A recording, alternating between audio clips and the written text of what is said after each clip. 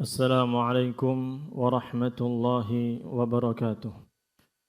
إن الحمد لله نحمده ونستعينه ونستغفره ونعوذ بالله من شرور أنفسنا ومن سيئات أعمالنا. من يهده الله فلا مضل له ومن يضلل فلا هادي له. وأشهد أن لا إله إلا الله وحده لا شريك له وأشهد أن محمدا عبده ورسوله. يا أيها الذين آمنوا اتقوا الله حق تقاته ولا تموتن إلا وأنتم مسلمون. يا أيها الناس اتقوا ربكم الذي خلقكم من نفس واحدة وخلق منها زوجها وبث منهما رجالا كثيرا ونساء واتقوا الله الذي تساءلون به والأرحام إن الله كان عليكم رقيبا. يا أيها الذين آمنوا اتقوا الله وقولوا قولا سديدا يصلح لكم أعمالكم ويغفر لكم ذنوبكم ومن يطع الله ورسوله فقد فاز فوزا عظيما. أما بعد فإن أصدق الحديث كتاب الله وخير الهدي هدي محمد صلى الله عليه وسلم وشر الأمور محدثاتها وكل محدثة بدعة وكل بدعة ضلالة وكل ضلالة في النار. Ma'asyiral muslimin rahimani wa rahimakumullah. Kita bersyukur kepada Allah Subhanahu wa taala yang memberikan kepada kita umur yang panjang sehingga kita diberikan kesempatan oleh Allah untuk bisa memperbanyak ibadah di bulan yang penuh dengan keberkahan, bulan Ramadan, sebagai bekal amal soleh yang akan memberatkan timbangan kita di yaumil qiyamah dan akan meninggikan derajat kita di surganya. Amin ya rabbal alamin. Ma'asyiral muslimin rahimani wa rahimakumullah. Kegiatan ibadah kebanyakannya akan kita lakukan di masjid-masjid yang ada ini. Maka penting bagi kita untuk mengetahui, mengenal dan memahami nilai keagungan dan kemuliaan masjid-masjid yang ada. Karena masjid-masjid yang ada ini adalah tempat-tempat yang paling dicintai oleh Allah Subhanahu wa taala. Rasulullah sallallahu alaihi wasallam bersabda, "Ahabbul biladi ila Allah masajiduha." Tempat yang paling dicintai oleh Allah adalah masjid-masjidnya.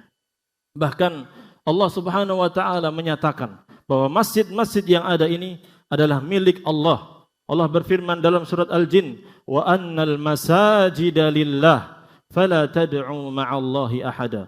Dan sesungguhnya masjid-masjid yang ada ini semuanya adalah milik Allah. Maka janganlah kalian berdoa, beribadah kepada seorang pun bersama Allah Subhanahu wa taala. Jangan melakukan kesyirikan di masjid-masjid Allah.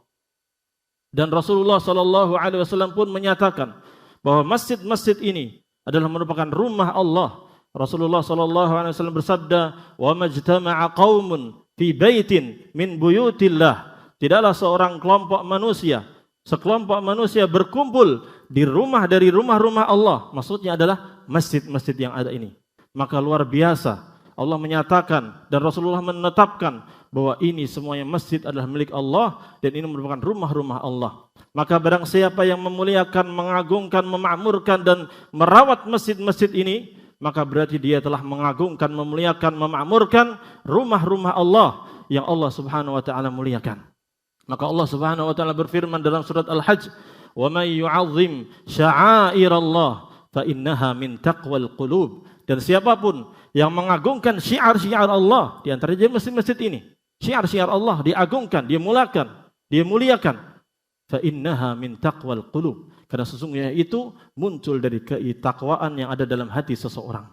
Ma'asyiral muslimin rahimani wa rahimakumullah. Rasulullah sallallahu alaihi wasallam pun demikian memuliakan masjid ini. Yang pertama kali beliau lakukan ketika beliau hijrah dari Mekah, pindah menuju ke Madinah, datang ke daerah Quba, pertama kali beliau lakukan adalah membangun masjid yang kita kenal dengan Masjid Quba. Demikian pula ketika beliau berpindah ke tengah kota Madinah, Yathrib saat itu, yang pertama kali beliau lakukan adalah mencari tempat di mana Masjid Nabawi yang akan dibangun di situ. Maka betapa agungnya masjid-masjid tersebut. Bahkan Rasulullah SAW memperhatikan orang-orang yang merawat masjid. Beliau suatu hari kehilangan seorang wanita, dalam riwayat seorang laki-laki. Kita ambil yang riwayat laki perempuan aja. Seorang wanita yang merawat masjid. Rasulullah SAW tafaqqadaha, merasa kehilangan. Biasanya melihat sedang nyapu, bersihkan, kok nggak ada ini orang. Maka Rasulullah bertanya kepada para sahabat, di mana seorang wanita yang biasa membersihkan masjid ini? Maka para sahabat mengatakan, matat ya Rasulullah. Wanita tersebut meninggal ya Rasulullah. Seolah-olah remeh. Marbot doang, diremehkan sama orang, sudah ditinggalkan. Meninggal sudah, nggak usah diumumkan. Ya, seolah-olah demikian. Tapi Rasulullah SAW memuliakan wanita tersebut, memuliakan orang yang merawat masjid tersebut. Beliau mengatakan, kenapa kalian tidak memberitahu kepadaku kalau dia sudah meninggal? Dulluni ala qabriha, tunjukkan kepada saya di mana kuburannya. Maka Rasulullah SAW mendatangi kuburannya dan beliau melaksanakan sholat jenazah untuk memuliakan wanita tersebut, memuliakan orang yang merawat masjid tersebut. Beliau melaksanakan sholat jenazah di kuburannya. Dan ini boleh, karena sholat jenazah itu tidak ada sujud, tidak ada ruku. Dia hanya berdiri saja takbir 4 kali. Maka boleh dilakukan ketika kita ketinggalan melaksanakan sholat jenazah terhadap saudara yang muslim. Ma'asyiral muslimin rahimani wa rahimakumullah. Betapa agungnya masjid ini. Maka penting bagi kita untuk mengetahui adab-adabnya agar kita menghadap Allah Subhanahu wa taala, mendatangi rumah Allah ini dengan baik. Tidak sembarangan. Tidak seperti kita mendatangi pasar, tidak seperti kita mendatangi ladang, tidak seperti kita mendatangi tempat-tempat lain. Ini tempat yang mulia, maka kita harus memuliakannya. Allah Subhanahu wa taala berfirman dalam surat Al-A'raf, "Ya bani Adam, khudhu zinatakum 'inda kulli masjid." Wahai anak Adam, wahai manusia, pakailah pakaian perhiasan kalian ketika kalian berada di semua masjid yang ada ini. Allah Subhanahu wa taala memerintahkan kita memakai pakaian, tidak hanya sekedar pakaian yang menutupi aurat. Oleh karena itu Allah tidak mengatakan khudzu libasakum, ambil pakaian kalian, tidak, tapi zinatakum. Allah bahasakan pakaian itu dengan zina, perhiasan. Artinya kita pakai pakaian yang baik, pakaian khusus untuk menghadap Allah Subhanahu wa taala, yang sopan, yang indah, yang luar biasa kita cintai. Kita ingin menghadap Allah Subhanahu wa taala dengan pakaian terbaik yang kita miliki sesuai dengan kemampuan kita. Dan Abdullah bin Umar radhiyallahu anhu mengatakan, "Fallahu ahaqqu man yutajammalu lahu." Dalam riwayat Abdul Razak beliau mengatakan, "Fallahu ahaqqu man tuzayyina lahu." Allah itu lebih berhak untuk kita berhias kepadanya. Ketika kita datang ingin menemui seorang pejabat yang terkemuka, atau ingin menemui tokoh terkenal, ingin menemui ulama, atau ingin menemui mertua yang kita harapkan dia menerima pinangan kita terhadap istri perempuan ini yang kita cintai tersebut, maka kita pasti tidak pakai pakaian yang biasa. Pasti kita pakai pakaian yang indah, yang enak dipandang, sedap di mata. Ya, yang menurut kita ini pakaian terbaik saya harus bawa biar lamaran saya diterima. Biar saya ketemu pejabat ini mendapatkan kemuliaan dan seterusnya. Lihat, ini baru kita bertemu dengan manusia. Tapi kenapa ketika kita bertemu dengan Allah, kita biasa-biasa saja? Kenapa kita tidak memuliakan Allah Subhanahu wa taala? Padahal Allah itu lebih mulia daripada seluruh manusia yang ada ini. Ma'asyiral muslimin rahimani wa rahimakumullah. Yang kedua, selain pakaian yang menutupi aurat dan pakaian yang terindah yang kita miliki, hendaknya kita memakai pakaian yang dipenuhi dengan parfum, wangi-wangian yang sedap. Hindarkan bau-bau yang tidak enak yang muncul dari diri kita, mulut kita, ataupun dari pakaian kita, atau dari keringat kita.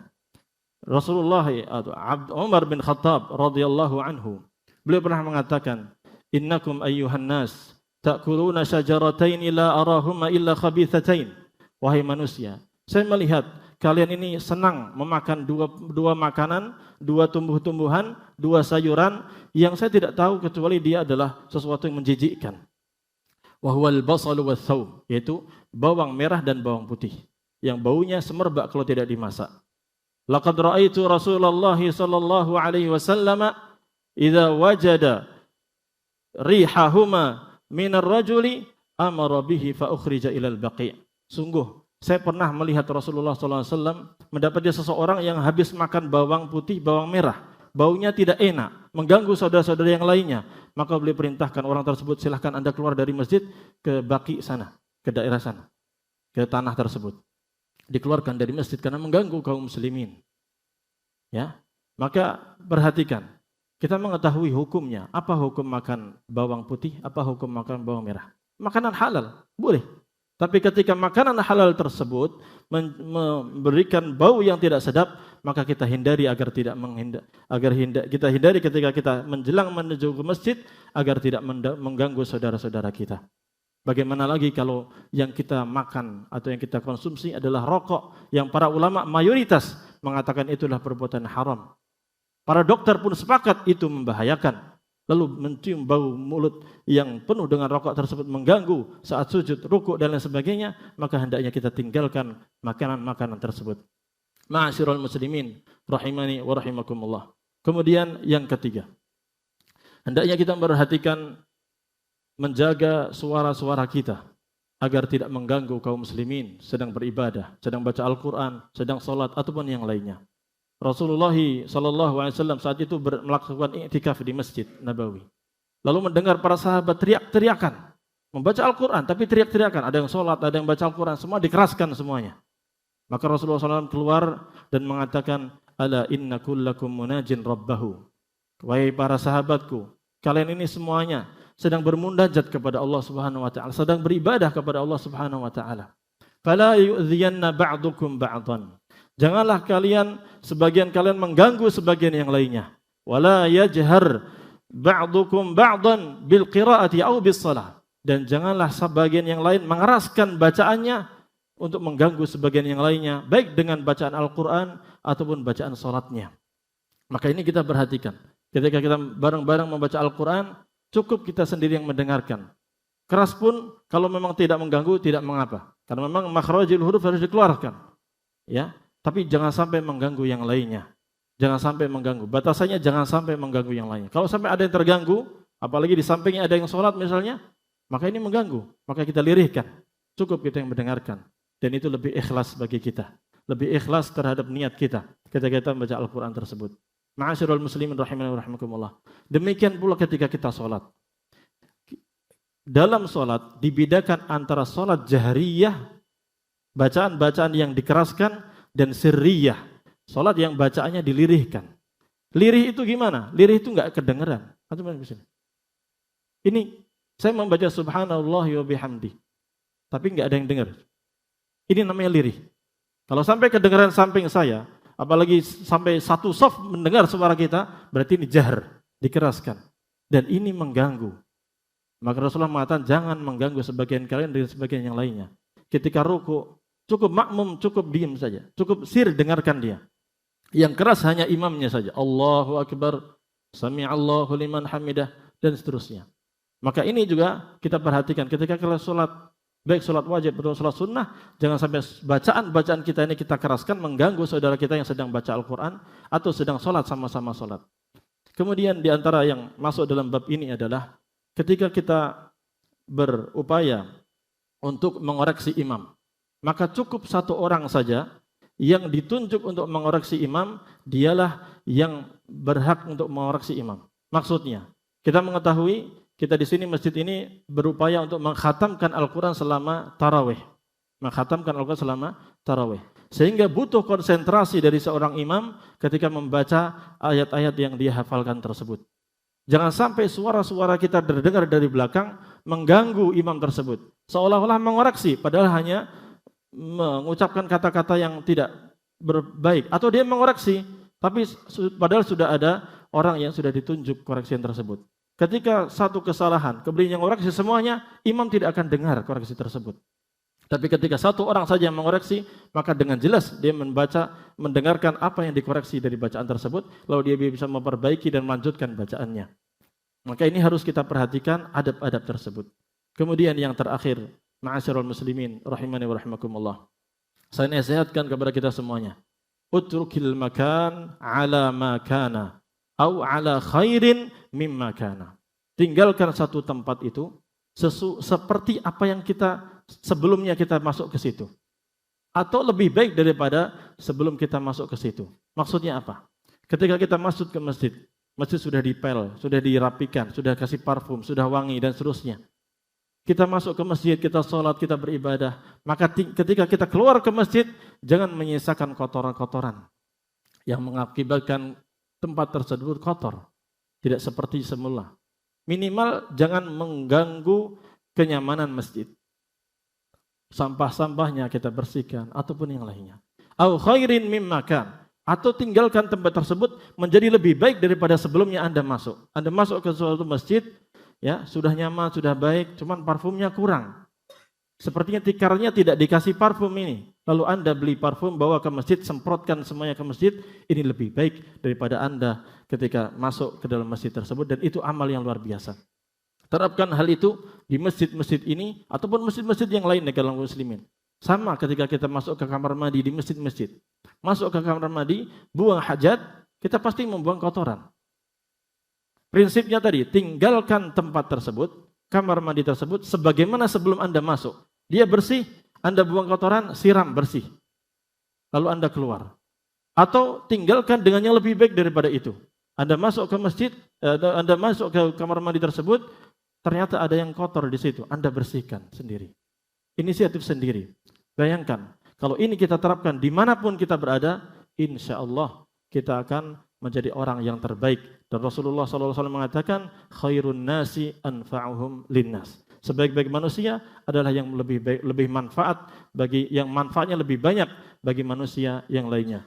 Wallahu taala a'lamu bis-shawab. Aqulu qawli hadza wa astaghfirullaha li wa lakum wa lisairil muslimina min kulli dhanb fastaghfiruhu innahu huwal ghafurur rahim. Alhamdulillahi ala ihsanih wasyukru lahu ala taufiqihi wa amtinanih. Wa sallallahu wa sallama ala nabiyyina Muhammadin wa ala alihi wa ashabihi wa ikhwanihi. Amma ba'du ma'asyiral muslimin rahimani wa rahimakumullah. Kita berada di bulan Ramadan dan Imam Al-Hasan Al-Basri menyatakan bahwa innallaha tabaraka wa ta'ala ja'ala ramadana midmaran li khalqihi yastabiquna fihi bi ta'atihi ila mardatihi fasabaqa qaumun fafazu wa takhallafa qaumun fakhabu.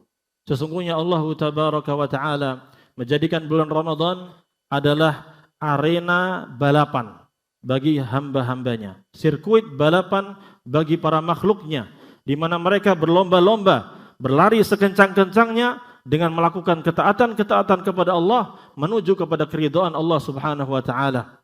Maka ada orang-orang yang sungguh-sungguh beribadah dengan sungguh-sungguh memaksimalkan Ramadan ini, dia lari dengan kencang sampai garis finish, dia menang. Namun ada orang-orang lain yang malas-malasan, berleha-leha, tidak meremehkan ibadah-ibadah, lalu dia tertinggal dan tidak mendapatkan kemenangan di bulan Ramadan.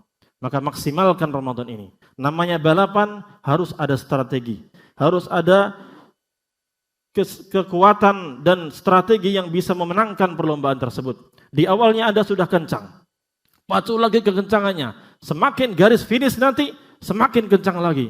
Demikian pula di Ramadan. Kita meramaikan masjid ini dari awal, hari pertama, hari kedua, pekan pertama, pekan kedua, tambah lagi pekan ketiga, pekan keempat, semakin semangat, semakin ramai, semakin makmur lagi masjid-masjid ini dan juga masjid-masjid yang lainnya. Itulah yang mestinya kita lakukan.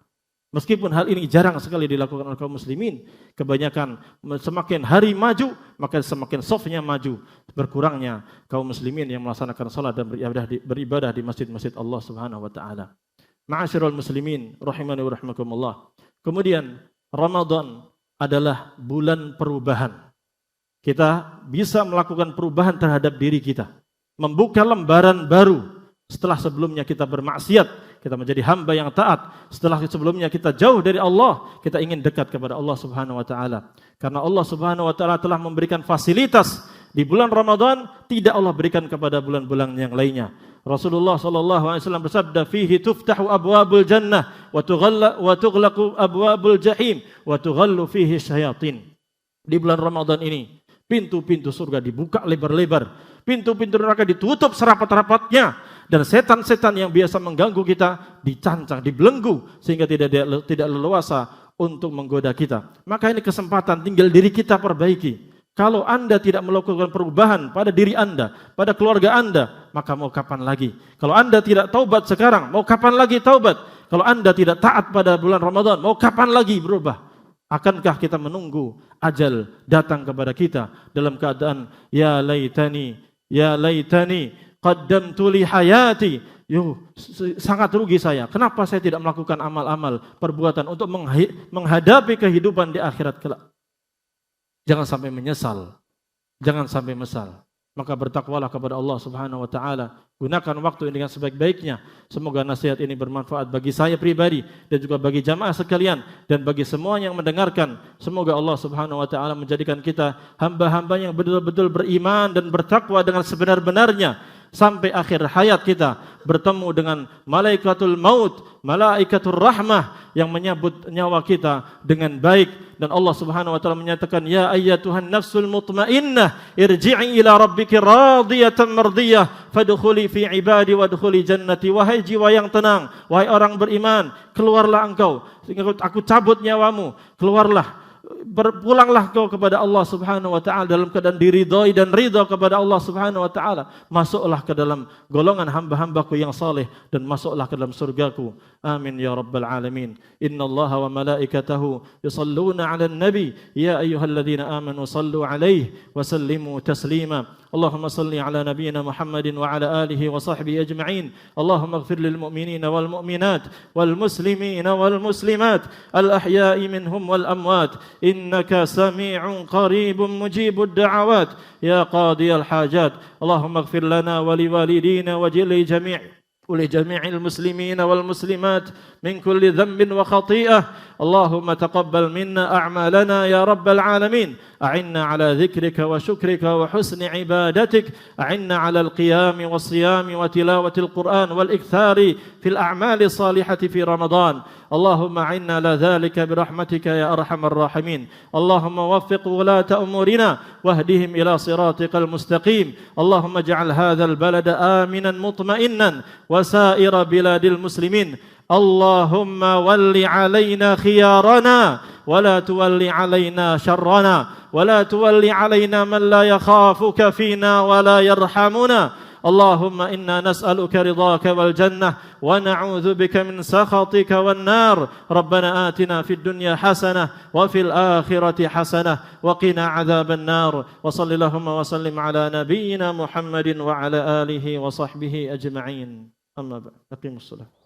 Ahlan Ramadan. Bulan Ramadan adalah waktu yang tepat untuk memperbanyak amalan. Melalui program Ahlan Ramadan Masjid Al-Fatah, mari berbagi kebahagiaan selama bulan Ramadan. Total kebutuhan dana 946 juta rupiah. Insya Allah, kegiatan ini meliputi 20.000 box buka puasa, 60.000 botol air mineral, 30 hari sholat tarawih, 1.000 santunan duafa, itikaf 10 malam terakhir, 10.000 box makan sahur, 10 malam sholat qiyamul lail, kajian bulan Ramadan, 12 hari program tahsin, sholat Idul Fitri. Ambil jalan menuju surga dengan menyalurkan infak terbaikmu melalui rekening BCA 004 2280 222 atas nama Yayasan Ibnu Abbas.